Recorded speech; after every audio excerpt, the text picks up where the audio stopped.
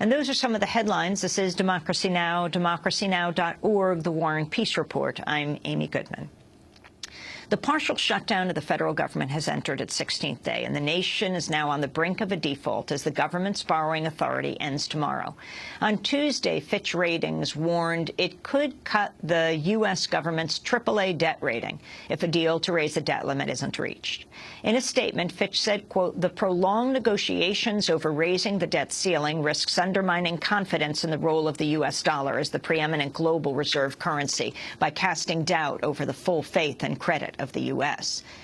The Senate appears to move closer to a deal to reopen the government and raise the debt limit, but the Republican-controlled House of Representatives failed twice Tuesday to produce its own plan. This is House Speaker John Boehner. Listen, we're working with our members on our way forward and to make sure that we provide fairness to the American people. Mr. Speaker, can you guarantee to the American people Congress will not go past the deadline and push us into default? Listen, I have made clear for months and months that the idea of default is wrong, and we shouldn't get anywhere close to it. Last question. Mr. Speaker, will there be a vote today on the plan? Right here. Are you going to vote today on this plan that would make some changes to the Senate bill? We're talking with our members on both sides of the aisle to try to find a way to move forward today. House Speaker John Boehner's refused to allow the House to vote on the Senate plan. Meanwhile, the Senate appears to be close to reaching a deal to keep the government funded through January 15th and the debt limit extended until February 7th. Senate Majority Leader Harry Reid criticized House Republicans for failing to reach its own agreement. I know I speak for many of us who've been working in good faith when I say that we felt blindsided by the news from the House. But this isn't the first time. Extremist Republicans in the House of Representatives are attempting to torpedo the Senate's bipartisan progress with a bill that can't pass the Senate, and won't pass the Senate. As lawmakers continue to debate a possible deal to reopen the government, the impact of the shutdown is being felt across the country. North Carolina has become the first state to halt its welfare program due to the shutdown. Meanwhile, nearly 100 veterans converged at the National World War II Memorial in Washington Tuesday to protest the shutdown, saying it could put more than 5.5 million service members at risk of not receiving their monthly benefits by November 1st. To talk more about the government shutdown and the possible default, we're joined by two guests. Robert Borisage is the founder and president of the Institute for America's Future and co-director of its sister organization, the Campaign for America's Future. He recently wrote a piece for Reuters called "Tea Party Zealots Hold the Public Debate Hostage." We're also joined by Amanda Turkle, senior political reporter and politics managing editor at the Huffington Post. We welcome you both to Democracy Now! Bob Borisage, let's begin with you. What has this shutdown meant? Well, it's meant a lot of pain for a lot of Americans. Infants that have lost support for nutrition, children that have been thrown out of Head Start, safety measures that are not taken because the weather buoys are no longer manned. The list can go on. And the effects accumulate each day. It's hurt the economy dramatically, and those effects accumulate each day. It's undermined our credibility globally. It's been a totally contrived and unnecessary crisis which has had real-world and horrible effects that are growing every day. Amanda Turkle, you wrote a really interesting piece for the Huffington Post about what gets shut down and what remains open. Can you give us some of the examples? Sure. Well, I think it's been very frustrating to a lot of people that many Americans are feeling the effects of the shutdown, while many members of Congress who caused the shutdown aren't feeling those same effects. So Congress, like federal agencies, is supposed to furlough its staff and keep only essential personnel. But there are at least 10 senators and dozens of House members who haven't furloughed a single member of their staff. And some of these people are like Senator Tom Coburn, who's always railing about how there's all this wasting government and all this wasted taxpayer money, yet every single one of his staff is essential. Congress has kept its gym open, the gym for members. The gym for staff has been closed, but the gym for members is open. And then even there's a little subway in the bottom of the Capitol so that members don't have to walk a few hundred feet to get from the Capitol to the House and Senate office buildings. And that little train takes someone to run it. That train is still running. So you have people like Steve King of Iowa, one of the diehards against any kind of agreement, kept his entire staff. But you talk about Nobel Prize-winning scientists furloughed. Right, exactly. I believe there are 5 Nobel Prize-winning scientists who work for the government and who have been furloughed.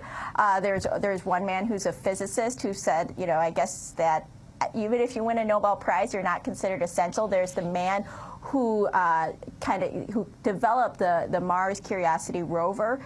He's been furloughed, and 96% of the Environmental Protection Agency staff has been furloughed, and cleanup at, I think it's something like over 500 toxic Superfund sites, that has stopped. Yet every single member of Steve King's staff, they're essential. So the gym remains open. Head Start was not funded except for a private foundation gave $10 million. What about daycare for Congress members? Meaning their children, of course. That's a good question. I'm actually not sure about that, although I know for federal agencies, a lot of these daycares were being shut down, which had many people worried.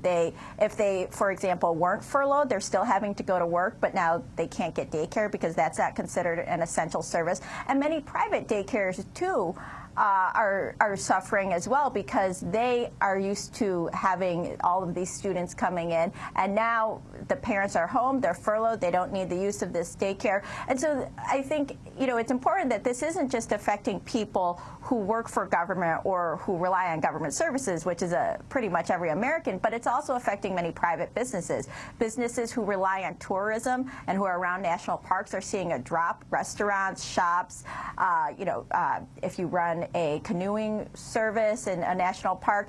So this is really rippling all across all sectors of society. You know, Amy, it's worth putting a little focus on the people who work for us, federal employees, because they've taken the biggest hit. 800,000 employees have been furloughed. That means they are sent home without pay. If you're an essential worker, you are required to work without pay. So you pay the costs of getting to work, you pay the costs of buying your lunch or whatever you do to eat during the day, and you're not getting pay. We're headed into our 3rd week of these workers forced to work, in essence, indentured servitude without pay. And you know, people tend to be cynical about bureaucrats in Washington, et cetera, but these employees are people who work for us. They provide services that go to us, and we are abusing them. And there's no question that the best of them are going to start looking for different jobs. Bloomberg has a piece, Troops Forage for Food While Golfers Play On in Shutdown. Grocery stores on Army bases in the U.S. are closed. The golf course at Andrews Air Force Base is open. Yes, so who is essential and who isn't? Now, the way the Tea Party Congress members are talking about it is each thing that's essential they can vote on if you want that particular thing to be open. This is certainly a way of, you know, shrinking the government to the size of a bathtub. Your thoughts on that, Bob Borsaj, and then what it means moving from the partial shutdown to the deadline tomorrow, October 17th. Well, this is an example of why you shouldn't let children play with bombs. The Tea Party congresspeople set out to shut down the government and threaten default on America's debts in order to get Obamacare either defunded or delayed. And when the president sensibly called their bluff and said, look, we're not going to negotiate with a pistol to our head, they have proceeded to go into the shutdown and celebrate it, despite the damage it's doing to people and to the economy.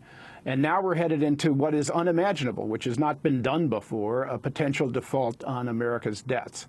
It's important for people to understand these are debts that every Republican member in the House, including the Tea Party members, voted for as part of their budget resolution. So we're talking about lifting the debt ceiling to cover debts that they supported, to pay the debts that they ran up, and they're refusing to do that. And we really don't know what happens if America defaults on its debt. The entire global financial system depends on the security of American bonds. And if they become less secure, if interest rates spike, as they are likely to do, if investors can't count on them as the equivalent of cash, then you're talking not about a small slowdown. You're talking about a multi-trillion-dollar house of financial cards that is going to be shaken at its root.